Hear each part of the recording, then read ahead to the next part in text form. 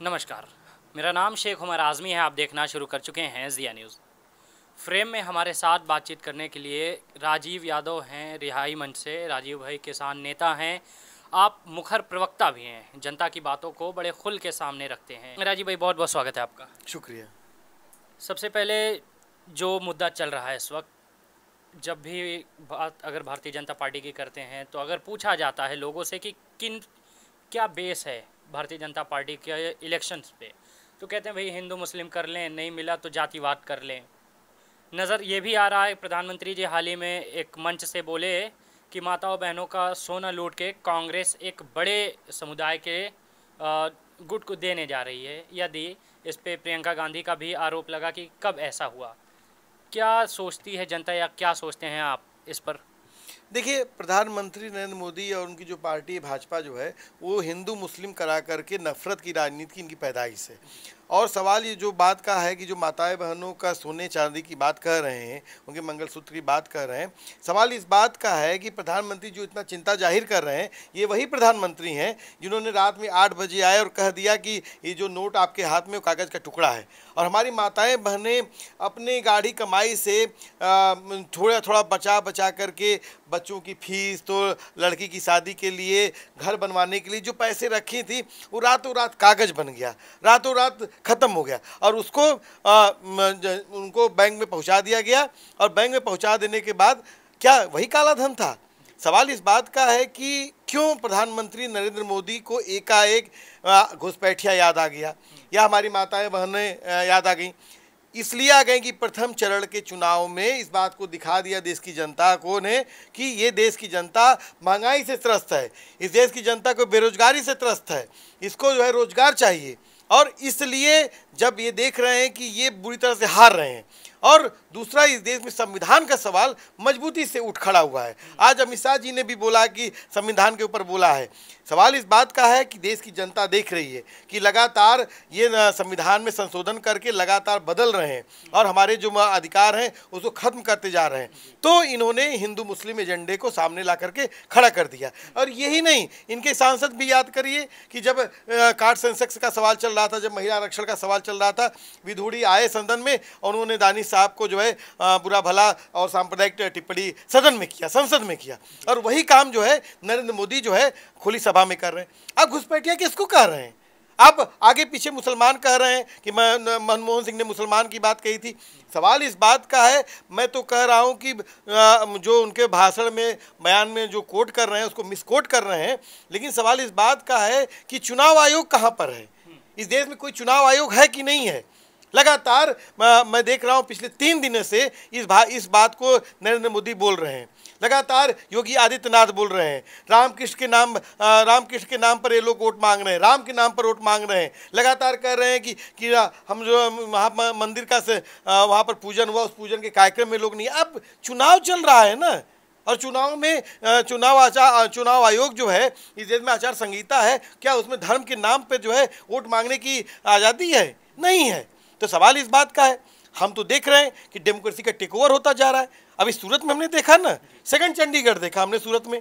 चंडीगढ़ में तो कैमरे के सामने सब कुछ हो गया और सुप्रीम कोर्ट तक मामला आया। और सूरत में देखिए किस तरीके से आपने जो है जबरन, वो पूरा जबरन मैं कहूँगा उसको, कि आपने एक गुंडई होती है उसके बल पे किस तरीके से लोगों के पर्चा वापस ले लिया और कांग्रेस के एक कैंडिडेट का आपने पर्चा खारिज कर दिया। आप कह रहे हैं कि उनके 3 प्रस्तावक को उन्होंने ढूंढा नहीं। सवाल इस बात का है कि इस देश में लोकतंत्र रहेगा कि नहीं, संविधान रहेगा कि नहीं। अगर लोकतंत्र और संविधान रहेगा तभी इस देश की जनता को उसका हक अधिकार मिल सकता है।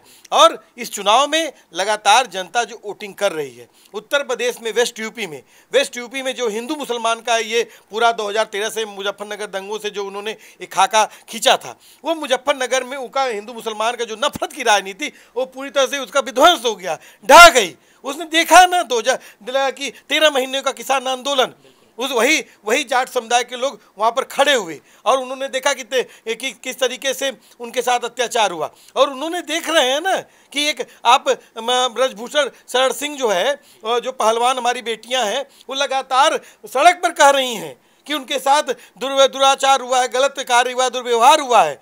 लेकिन क्या हुआ?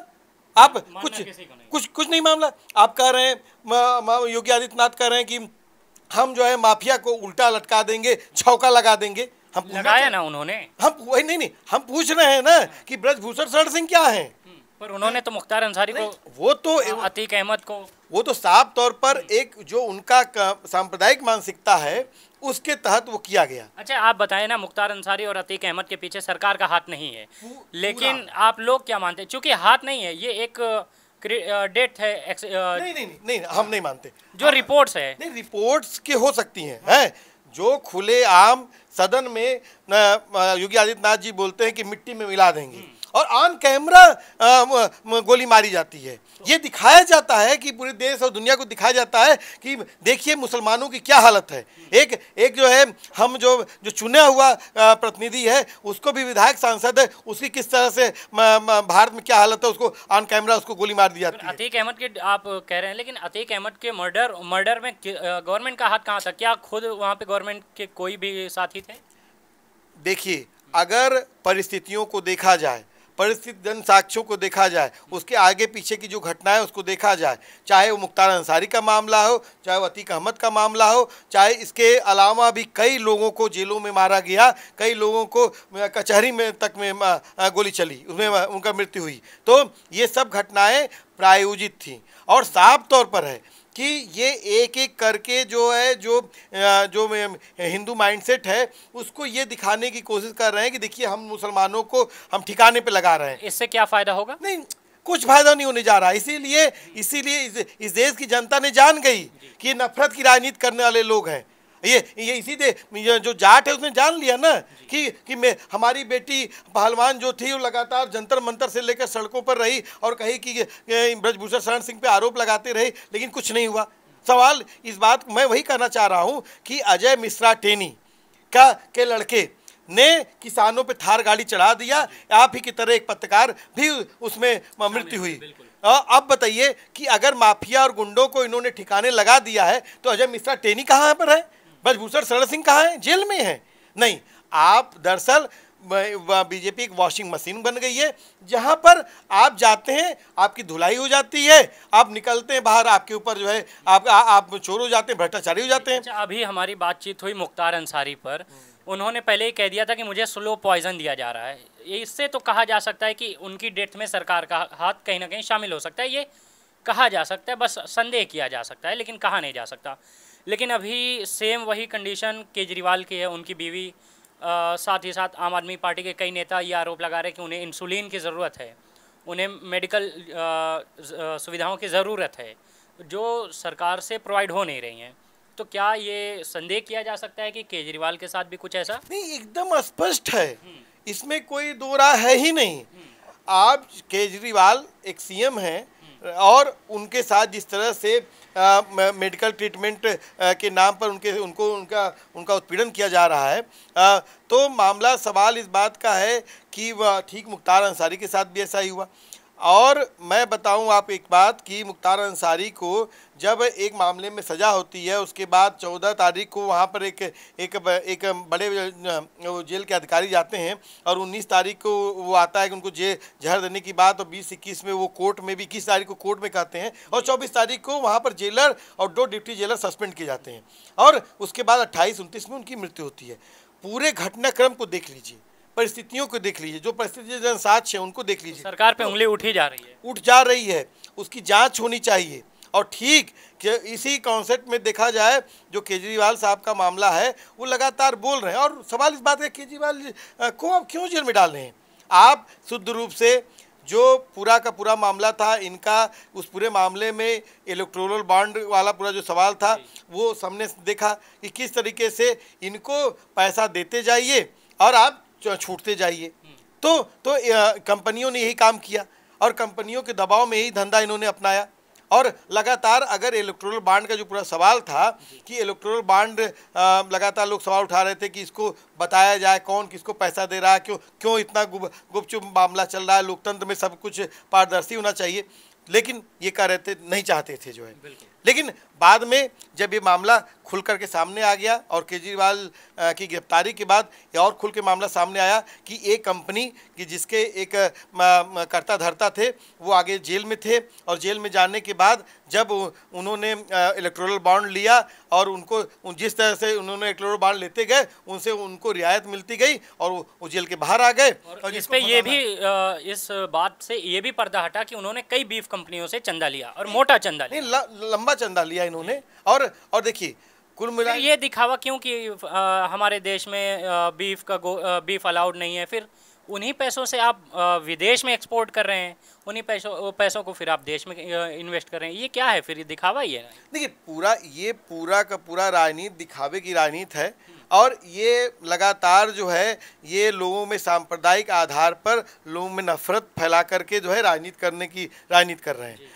अब अभी इसी में सवाल में देख लीजिए कि जो नरेंद्र मोदी ने जो बोला है, अपना भाषण दिया है, उन्होंने कहा है कि एक्सरे कराया जाएगा कि आपके घर में डिब्बे में क्या क्या है, इसका एक्सरे होगा, आपके घर कितने हैं।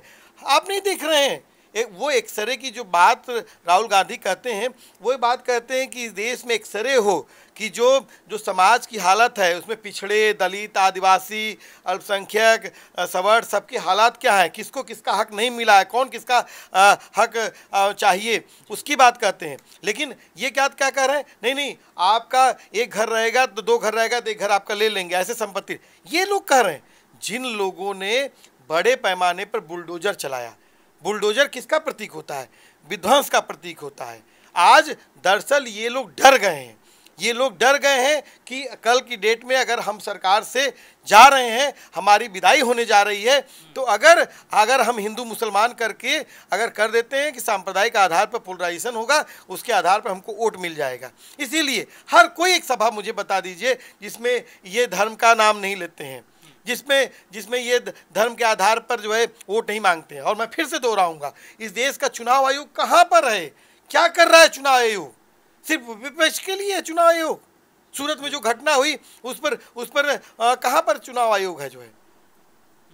अच्छा, इस पे मैं और आपसे ज़रा चर्चा करना चाहूँगा।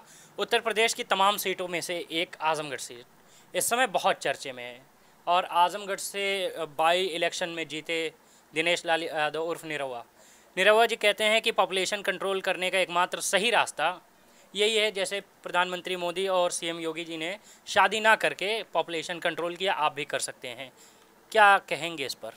देखिए, निरहुआ जो बोल रहे हैं यही प्रधानमंत्री नरेंद्र मोदी की जो भाषा देख सकते हैं, योगी आदित्यनाथ जी की जो भाषा देख सकते हैं, ये सेम टू सेम यही भाषा है। और सवाल इस बात का है कि निरहुआ जो फिल्मी डायलॉग मारने का बहुत तो इनको आदत है जो है, क्योंकि फिल्में करते हैं।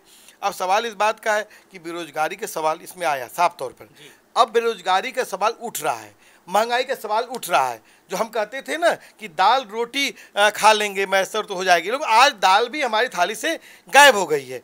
तो जब ये सवाल उठ रहा है, इन लोगों के पास जवाब नहीं है, तो ऊट पटांग के जवाब दे रहे हैं। और क्या भीख भीख कह रहे हैं कि नहीं ये वीडियो मैंने नहीं है, तो ये तो फेक है, AI से बनाया गया है। और हम कह रहे हैं कि निरहुआ जी, और ये भी कहा कि रिपोर्टर के खिलाफ एक्शन लिया। हम कह रहे हैं कि निरहुआ जी ये वीडियो फेक है, तो आप बताइए ना कि आपने बोला था ना कि आजमगढ़ के लोग मनबड़ हैं, इनका पैर तोड़ देंगे, घुटना तोड़ देंगे, इनको ऊपर पहुंचा देंगे, इनको जेल में डलवा देंगे। यही निरहुआ जी है। इन्होंने बोला कि आज जो खिरिया बाग में जो धरना कर रही हैं महिलाएं, हमारी माताएं बहनें, उनको कहे कि ये सरकारी ज़मीन पर कब्जा करके बैठे हैं, इनको कुछ नहीं मिलेगा, उनको मुआवजा नहीं मिलेगा।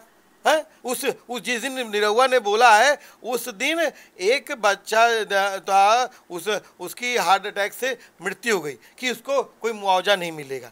तो ये लगातार डायलॉग मार रहे हैं और साफ तौर पर बुरी तरह से हारने जा रहे हैं।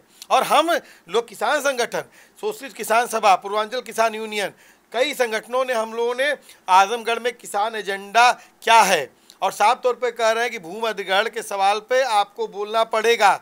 जबरन आप नहीं तय करेंगे कि हमारी भूमि पे आप आकर के एरोप्लेन उड़ाएंगे कि इंडस्ट्रियल कॉरिडोर बनाएंगे। हम तय करेंगे हमारा विकास क्या होगा ना, और जिस विकास से हमारा विनाश हो। आप कह रहे हैं कि एयरपोर्ट से आपका विकास हो जाएगा, और हम पता लगा हमारी जो खेती किसानी वही ख़त्म होती जा रही है। तो हम इसको कतई बर्दाश्त नहीं करेंगे। दूसरा मैं कहूँ कि निरहुआ जी की जब बात आई तो सबसे ज़्यादा वो चर्चा में एयरपोर्ट की वजह से ही हुए।